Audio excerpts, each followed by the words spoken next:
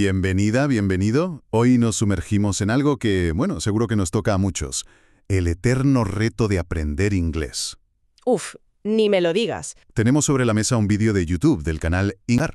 Y claro, promete un método divertido, simple y muy efectivo para ganar fluidez.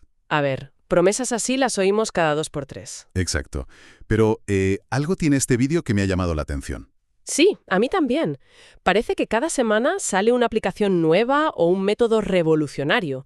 Pero lo que me parece interesante de este vídeo es que, bajo una apariencia muy sencilla, esconde una estructura de aprendizaje muy, muy sólida. ¿Verdad? Es casi como un entrenamiento de gimnasio para la fluidez, pero en 4 fases muy bien definidas. Justo. Esa es nuestra misión hoy, desmontar este método pieza por pieza. No solo para ver si funciona, sino para entender por qué funciona. El por qué, eso es. Vamos a analizar su estructura en 4 partes. Escucha, vocabulario, preguntas y finalmente una cosa que llaman shadowing, para descubrir los principios de aprendizaje que utiliza. Y a veces sin que ni siquiera el propio vídeo lo explique. Pues vamos a ello. Venga. Porque este sistema de 4 pasos ataca el aprendizaje desde ángulos muy distintos. Primero, la comprensión pasiva. Luego, el análisis. Después, la producción activa. Y por último, el pulido de la pronunciación. Es un ciclo completo. Es un ciclo completo que busca la maestría de un fragmento pequeño de lenguaje en lugar de la exposición superficial a mucho contenido. Vale. Pues la primera parte del vídeo, la que llaman English Listening Practice, nos lanza directamente a una conversación, muy corta, entre 2 personas, Julia y Tom. El escenario es súper simple. Sí, tienen prisa para llegar al cine, pero Tom, pues, tiene hambre. Y ojo que hay un detalle importante, la instrucción que dan justo al principio. ¿Cuál? Dicen, relájate e intenta entender la idea principal. No te preocupes por cada una de las palabras. Eso es fundamental. Parece una tontería, pero no lo es. Les están dando permiso al estudiante para no entenderlo todo. Totalmente. Es que esa es la presión que me paralizaba a mí en clase de idiomas. El profesor ponía un audio y mi único objetivo era que no me preguntaran, porque estaba demasiado ocupado intentando traducir mentalmente cada palabra y al final te perdías. al final me perdía la idea general. Te genera una ansiedad que bloquea el aprendizaje por completo. Exactamente. Al quitar esa presión, se fomenta lo que los lingüistas llaman comprensión global. El cerebro cambia de modo analítico a modo intuitivo. Ah, vale. Te concentras en el tono de voz. Julia suena apurada, Tom suena insistente, y en palabras clave que seguramente ya conoces, como movie, hungry o late. Y el contexto ayuda un montón, claro. Que alguien tenga hambre antes de ir al cine es una situación universal. No necesitas un nivel altísimo para pillar de qué va la historia. Para nada. Escuchamos a Julia decir, "We're going to be late for the movie." Y a Tom responder, I know, but I'm really hungry. Can we grab a bite first?" Casi se puede visualizar la escena. Y esa es la clave de la primera fase, usar un material que sea comprensible. Que se entienda. No significa que entiendas el 100%, sino que puedes inferir el significado general gracias al contexto. Es como empezar a nadar en la parte de la piscina donde haces pie. Me gusta esa imagen. Te da la confianza para luego aventurarte a lo más profundo. Estás acostumbrando a tu oído al ritmo y la melodía del inglés real sin el pánico de tener que pasar un examen. Vale. Me he sumergido, he entendido más o menos de qué va la cosa sin agobiarme. Y justo cuando ya tengo el contexto, el vídeo pasa a la segunda fase, Learn Vocabulary. Y aquí es donde noto un cambio de chip total respecto a cómo me enseñaron a mí. ¿En qué sentido? Pues que no te dan una lista de palabras sueltas. Late, tarde.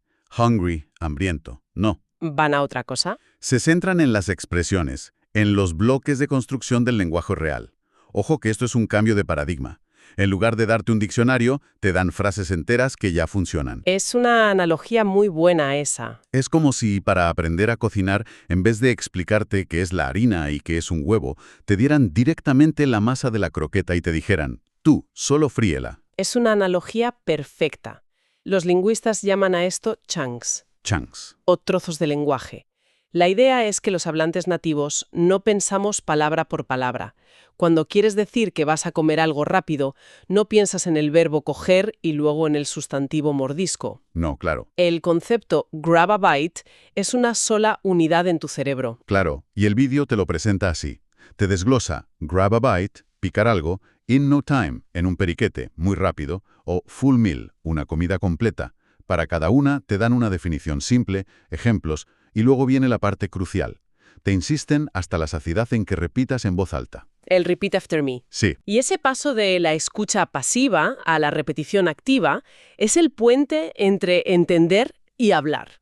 Al repetir Grababyte en voz alta, estás haciendo dos cosas a la vez. a ver. Por un lado, memorizas el chunk como una unidad de significado y por otro, empiezas a entrenar los músculos de tu boca para que produzcan esos sonidos de forma correcta. Entiendo. Es la razón por la que a veces los traductores automáticos suenan tan raros. Un amigo mío tradujo la expresión "It's raining cats and dogs" y el resultado fue que en Londres había una lluvia de mascotas. Vaya. Se perdió el chunk, la idea completa. Entiendo perfectamente. Vale, ya tengo las piezas del Lego, estas frases hechas. Pero ahora tengo que construir algo con ellas. ¿Cómo paso de saber qué significa Grababyte a poder usarlo yo en una conversación? Aquí es donde el método te obliga a usar esas piezas. Aquí la cosa se pone seria, ¿eh? Un poco, sí. El vídeo empieza a hacerte preguntas directas sobre la conversación y deja un silencio para que respondas en voz alta, antes de darte la solución. Empieza con algo fácil, como ¿Are Julia and Tom going to a movie? Y esperas el pitido, respondes Yes, they are, y luego escuchas la confirmación. Es un entorno de práctica muy seguro. No tienes la presión de una conversación real, no hay nadie juzgándote. Cero presión. Puedes equivocarte, corregirte y volver a intentarlo. Te están dando las rueditas de la bicicleta antes de soltarte en la calle. Sí, pero luego las preguntas se vuelven más específicas y te obligan a recordar detalles. Por ejemplo, ¿cuánto tiempo tienen antes de la película? Tienes que recordar y decir, they have 20 minutes. Algo curioso en el vídeo, por cierto. ¿El qué? La respuesta que dan es, no, she doesn't. She doesn't want a long lunch. Cuando la pregunta era sobre Tom, que es un hombre. Buen ojo. Es un pequeño error en el vídeo, sí.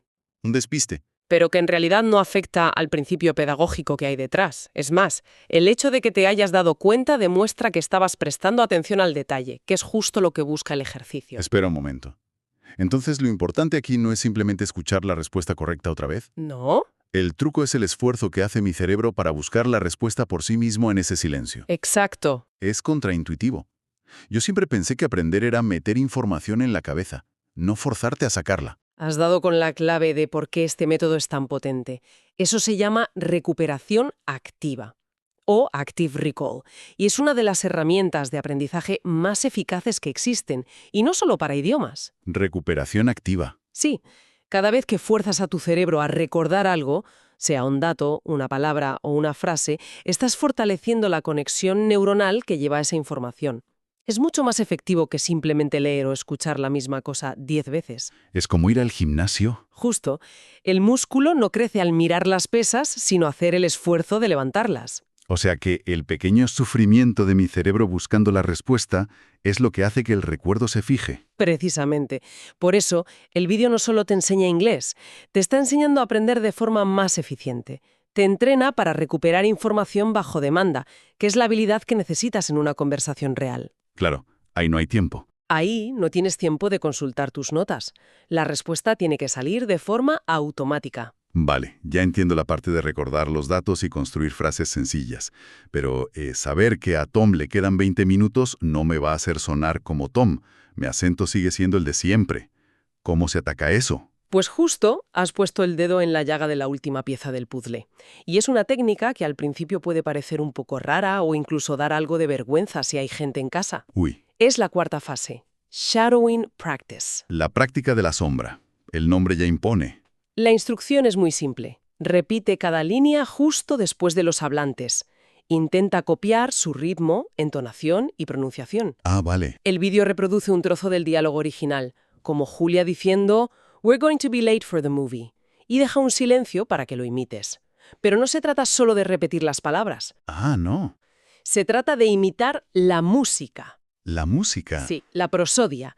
Es la diferencia entre tocar las notas correctas en un piano y tocar la canción con sentimiento, con su ritmo, sus pausas, sus subidas y bajadas de tono. Entiendo.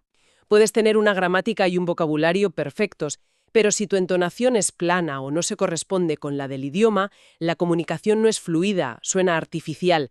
El shadowing no va de gramática, va de la música del idioma. Es como aprender a bailar viendo a un profesional. y tratando de copiar no solo sus pasos, sino todo su flow, su movimiento corporal. Es la analogía perfecta. Estás entrenando la memoria muscular de tu boca, tu lengua y tus cuerdas vocales para que se muevan como las de un nativo. Es casi como aprender un acento físico. Vaya. Es un ejercicio que se siente extraño al principio, pero que es increíblemente poderoso para reducir el acento extranjero y ganar confianza. Dejas de sonar como un libro de texto y empiezas a sonar como una persona. O sea, que si juntamos las 4 piezas, tenemos un ciclo muy completo. Completísimo. Primero, te sumerges sin presión para pillar el contexto. Ujú. Segundo, deconstruyes el lenguaje en bloques útiles. Tercero, activas ese conocimiento forzándote a responder preguntas. Y cuarto, pules la pronunciación y la entonación para que suene natural. Escuchar, entender, activar y producir. Y todo con un diálogo de menos de 1 minuto. Exacto. Y esa es otra de las genialidades del método. La profundidad sobre la amplitud. No te abruman con 100 palabras nuevas cada día. La idea es coger un fragmento muy pequeño de material y dominarlo por completo. De hecho, Elio termina con una recomendación muy clara. Sigue viendo este vídeo todos los días durante una semana. Cuanto más repitas, más fluido te volverás. Pero aquí me surge una duda, una objeción casi. Adelante. ¿Es realista? Repetir el mismo diálogo de 2 minutos durante una semana suena increíblemente monótono. ¿No se corre el riesgo de abandonar por puro aburrimiento?